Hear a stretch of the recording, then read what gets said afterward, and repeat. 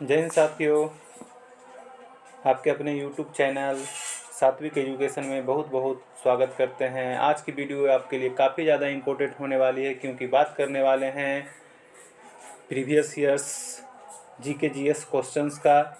अगर आप किसी भी प्रतियोगी परीक्षा की तैयारी कर रहे हैं तो यह आपके लिए बहुत ही महत्वपूर्ण होने वाला है।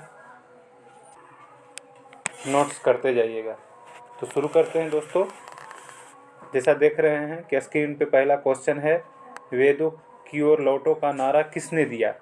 तो वेदों की ओर लौटो का नारा किसने दिया? ऑप्शन ए में है भगत सिंह, महात्मा गांधी बी में है, सी में ऑप्शन में दयानंद सरस्वती, डी ऑप्शन में बाल गंगाधर तिलक।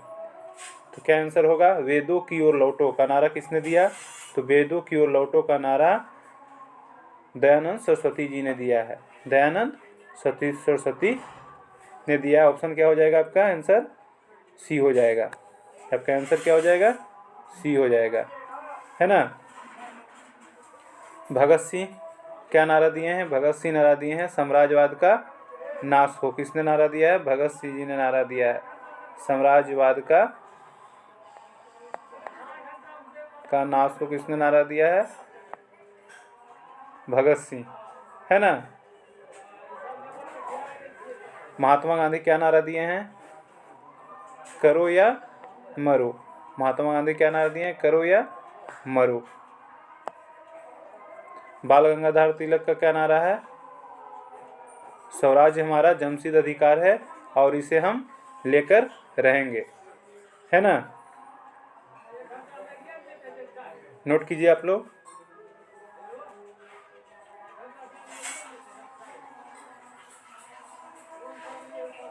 चलिए नेक्स्ट आगे बढ़ते हैं।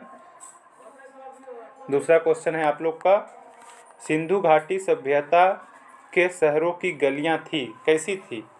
सिंधु घाटी सभ्यता के शहरों की गलियां कैसी थी?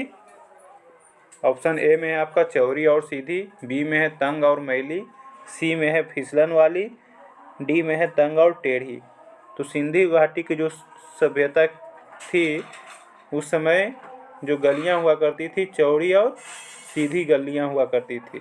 चौड़ी और सीधी, है ना। चौड़ी और सीधी गलियां हुआ करती थी उस समय, ठीक है। चलिए क्वेश्चन नंबर 3 देखेंगे हम लोग।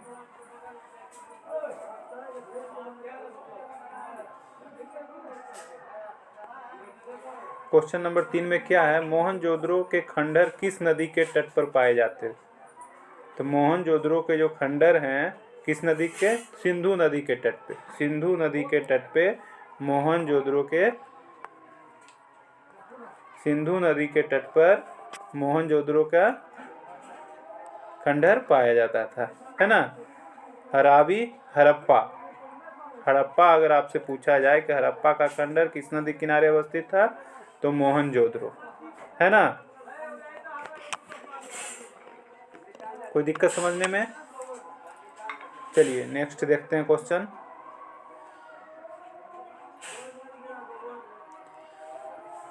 नेक्स्ट क्वेश्चन है आपका, वेद शब्द का क्या अर्थ है? वेद शब्द का क्या अर्थ है बताइए। आंसर बताइए आप लोग, कमेंट कीजिए। वेद शब्द का क्या अर्थ है? वेद शब्द का अर्थ होता है ज्ञान। वेद शब्द का क्या अर्थ होता है?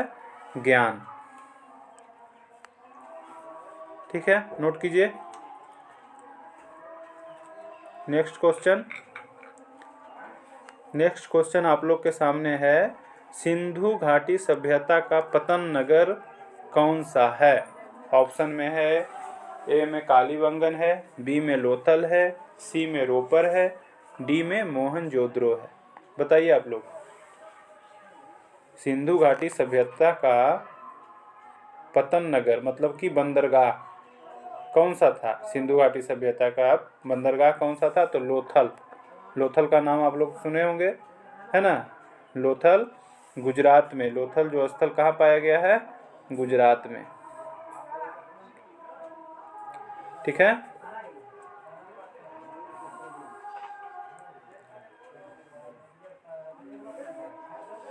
Next question. प्रसिद्ध गायत्री मंत्र कहाँ से लिया गया है? बताइए, कमेंट कीजिए आप लोग, आंसर कमेंट कीजिए। प्रसिद्ध गायत्री मंत्र कहाँ से लिया गया है?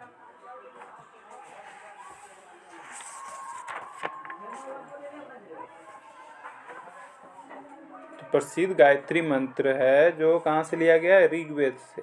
कहाँ से लिया गया है प्रसिद्ध गायत्री मंत्र? ऋग्वेद से लिया गया है। ऋग्वेद के तीसरे मंडल में, ऋग्वेद के तीसरे मंडल में आपका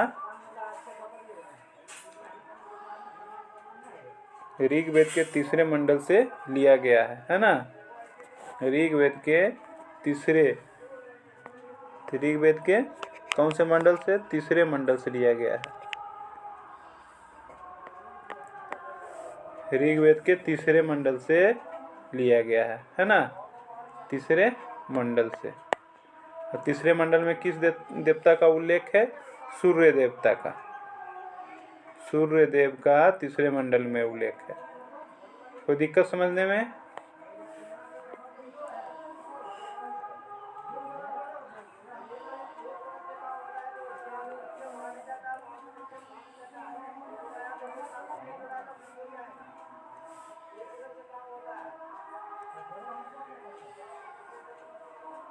चलिए नेक्स्ट क्वेश्चन देखते हैं।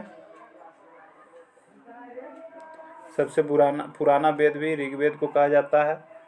संगीत की उत्पत्ति सामवेद से हुई है। सबसे बाद का वेद अथर्ववेद को कहा जाता है ना?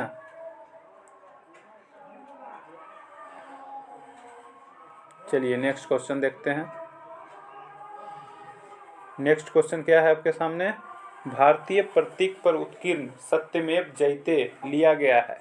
कहाँ से लिया गया है? भारतीय प्रतीक पर उत्कीर्ण सत्यमेव जयते कहाँ से लिया गया है? ऑप्शन में है, ए में आपका मुंडकोपनिषद है, बी में ऋग्वेद है, सी में सामवेद है, डी में अथर्ववेद है। बताइए आप लोग, क्या होगा इसका आंसर? बताइए।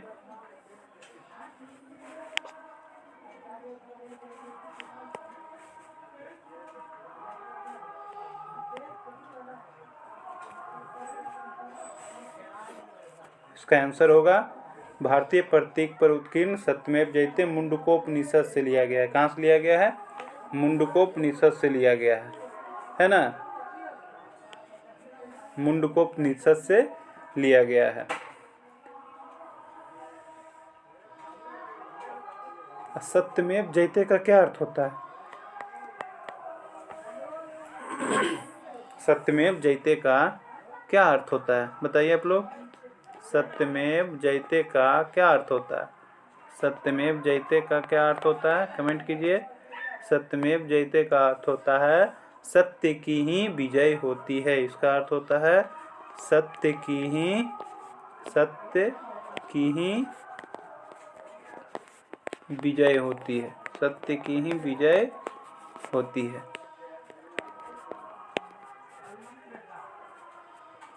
ठीक है।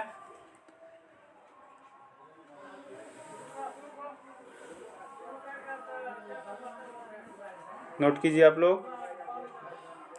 चलिए नेक्स्ट क्वेश्चन देखते हैं अब। नेक्स्ट क्वेश्चन है आप लोग के सामने, वैदिक लोगों द्वारा किस धातु का प्रयोग पहले किया गया था?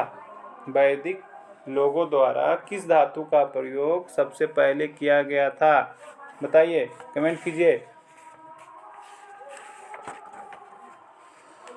आप लोग से रिक्वेस्ट है कि अगर वीडियो अच्छा लगता है, कंटेंट सही लगता है, तो आप लोग लाइक कीजिए, सब्सक्राइब कीजिए मेरे चैनल को, है ना? चलिए क्वेश्चन स्क्रीन पर क्वेश्चन नंबर 7 है, उसका आंसर बताइए आप लोग। वैदिक लोगों द्वारा किस धातु का प्रयोग किया गया था? सबसे पहले किस धातु का प्रयोग किया गया था?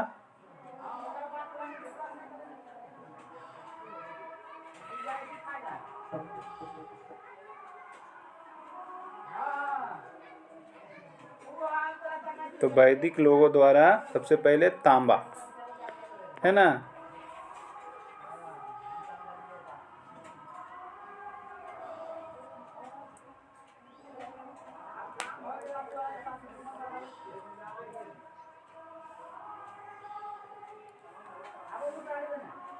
ठीक है। वैदिक लोगों द्वारा सबसे पहले किस धातु का प्रयोग किया गया था? तो तांबा धातु का। नेक्स्ट क्वेश्चन देखते हैं। सेरीकल्चर शब्द किससे संबंधित है? सेरीकल्चर शब्द किससे संबंधित है? तो सेरीकल्चर किससे संबंधित है? रेशम की खेती से। रेशम की खेती से आपका सेरीकल्चर संबंधित है ना। मधुमक्खी पालन के लिए एपीकल्चर। मधुमक्खी पालन के लिए क्या होता है? एपीकल्चर। सेरीकल्चर किससे है? रेशम की खेती के लिए, है ना। हम मछली उत्पादन के लिए बताइए, कमेंट कीजिए आप लोग।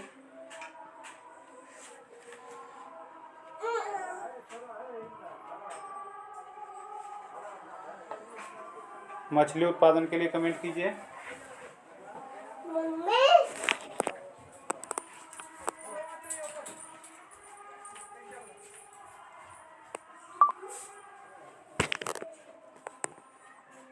मछली उत्पादन के लिए क्या होगा?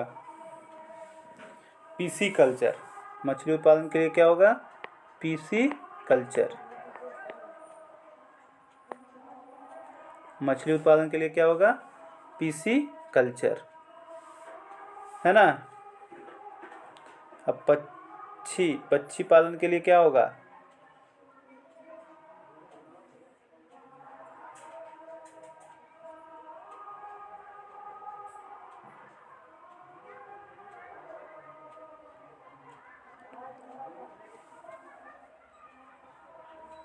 एपीकल्चर मधुमक्खी पालन के लिए, रेशम के लिए हो गया। सेरीकल्चर मछली के लिए हो गया। पीसी कल्चर पक्षी पालन का आंसर आप लोग बताएंगे कमेंट में करके, ठीक है। चलिए नेक्स्ट क्वेश्चन देखते हैं।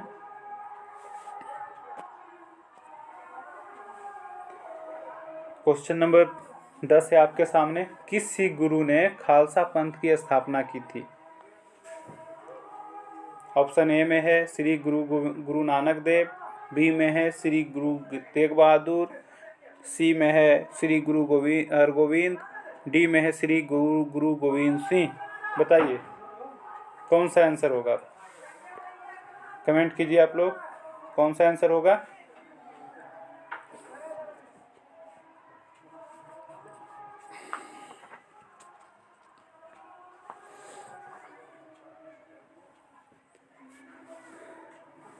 किस सिख गुरु ने खालसा पंथ की स्थापना की थी? तो किस सिख गुरु ने की थी? गुरु गोविंद सिंह जी ने खालसा पंथ की स्थापना किए थे। कब किए थे खालसा पंथ की स्थापना? 1699 ईस्वी में। 1699 ईस्वी में बैसाखी के दिन, है ना। बैसाखी के दिन, बैसाखी के दिन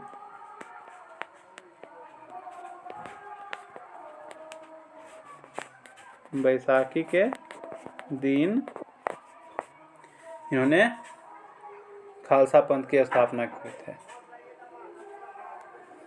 पाहुल प्रणाली का शुरुआत भी इन्होंने ही किया था। पाहुल प्रणाली, पाहुल प्रणाली, पाहुल प्रणाली का शुरुआत किसने किया था?